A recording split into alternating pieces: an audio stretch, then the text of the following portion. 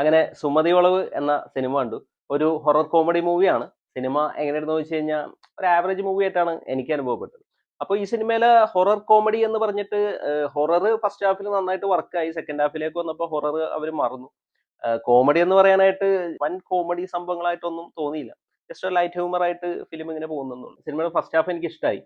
അപ്പോൾ ഫസ്റ്റ് ഹാഫിൽ ആ സുമതി വളവ്, ആ സുമതി എന്ന് പറയുന്ന യക്ഷി, അതിന്റെ ബാക്ക് സ്റ്റോറി, പിന്നെ ആ സുമതി വളവിൽ നടക്കുന്ന ഇൻസിഡന്റ് ഒക്കെ കാണിക്കുന്നതൊക്കെ നന്നായിട്ട് തന്നെ അത് പ്രസന്റ് ചെയ്തിട്ടുണ്ടായിരുന്നു. ഇതിൽ പോസിറ്റീവായിട്ട് പറയേണ്ടത് ആ ഹൊറർ എലമെന്റും കാര്യങ്ങളൊക്കെയാണ്. ഒരുപാട് ജംപ് സ്കെയർ സീനൊന്നും ഇല്ലായിരുന്നെങ്കിലും ആ ഒരു ഫീല്, ആ ഹൊറർ ഫീല് ശരിക്കും തിയേറ്ററിൽ കിട്ടുന്നുണ്ടായിരുന്നു ഫസ്റ്റ് ഹാഫിൽ. പക്ഷെ സെക്കൻഡ് ഹാഫിലേക്ക് വന്നപ്പോൾ ഫിലിം സുമതിനെയും ആ സുമതി വളവിനെയൊക്കെ മറന്നിട്ട് വേറൊരു ലവ് സ്റ്റോറിയിലേക്ക് മാറി. അത് പിന്നെ ആ ലവ് സ്റ്റോറി കാര്യങ്ങളൊക്കെയാണ്. പിന്നെ ക്ലൈമാക്സിൽ വരുമ്പോഴാണ് ഈ ഒരു സുമതി വളവിലേക്ക് വീണ്ടും സിനിമ വരുന്നത്. അപ്പൊ അത്ര നേരം വളവും കാര്യങ്ങളും ഒന്നും ഇല്ല സിനിമയിൽ.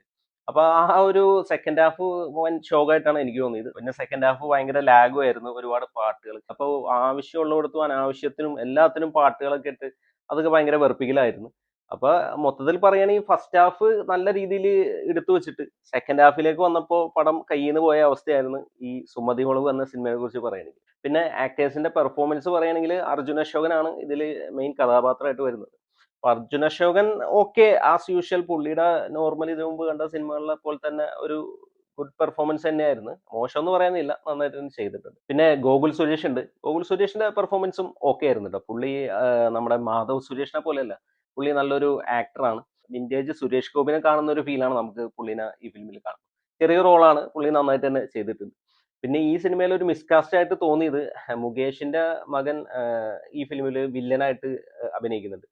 അപ്പോ അത് നമ്മുടെ മാധവ് സുരേഷിന്റെ കാര്യം പറഞ്ഞ പോലെ തന്നെ പുള്ളിയുടെ ഒട്ടും ആക്ടിങ്ങും ഡയലോഗ് ഡെലിവറി എല്ലാം വേറെ വേറെയാണ്. ആക്ടിങ് ഒരു സ്ഥലത്ത്, ഡയലോഗ് ഡെലിവറി വേറെ സ്ഥലത്ത്. അപ്പൊ വളരെ ശോകമായിട്ടാണ് പുള്ളിയുടെ പെർഫോമൻസ് തോന്നിയത്. സിദ്ധാർത്ഥ് ഭരതൻ ചെയ്തൊരു കഥാപാത്രമുണ്ട്. അപ്പൊ അത് നന്നായിട്ട് തന്നെ വന്നിട്ടുണ്ട്. പിന്നെ ബോബി കുര്യൻ ഉണ്ട്.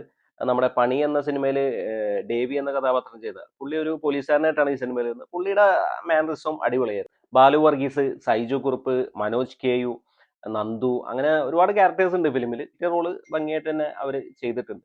വിഷ്ണു ശശിശങ്കറാണ് ഈ ഫിലിം സംവിധാനം ചെയ്തിരിക്കുന്നത്. അഭിലാഷ് പിള്ളയാണ് ഇതിന്റെ കഥാ തിരക്കഥയൊക്കെ എഴുതിയിരിക്കുന്നത്. ഒരുപാട് നൈറ്റ് ഷോട്ടുകളും സീനുകളൊക്കെ ഉണ്ട് ഫിലിമിൽ. അതൊക്കെ നല്ല ഭംഗിയായിട്ട് തന്നെ എടുത്തു വെച്ചിട്ടുണ്ട്. ആ ലൈറ്റിങ്ങും ആ ഒരു പിക്ചറൈസേഷനും കാര്യങ്ങളൊക്കെ. പിന്നെ സൗണ്ട് ഡിപ്പാർട്ട്മെന്റും ഓക്കെ ആയിരുന്നു. അപ്പോൾ ആകെ മൊത്തത്തിൽ പറയുകയാണെങ്കിൽ ഒരു ആവറേജ് വാച്ചബിൾ മൂവി ആയിട്ടാണ് സുമതി വളവ് എനിക്ക് അനുഭവപ്പെട്ടത്. അപ്പോൾ നിങ്ങൾ ഈ സിനിമ കണ്ടിട്ടുണ്ടെങ്കിൽ നിങ്ങളുടെ അഭിപ്രായം കൂടി ഒന്ന് കമന്റ് ചെയ്യാം. വീഡിയോ ഇഷ്ടപ്പെട്ട ഒന്ന് ലൈക്ക് ചെയ്യുക, ചാനൽ ഒന്ന് സബ്സ്ക്രൈബ് ചെയ്താൽ സന്തോഷം. പുതിയൊരു വീഡിയോയുമായി നമുക്ക് വീണ്ടും കാണാം. Thanks for watching.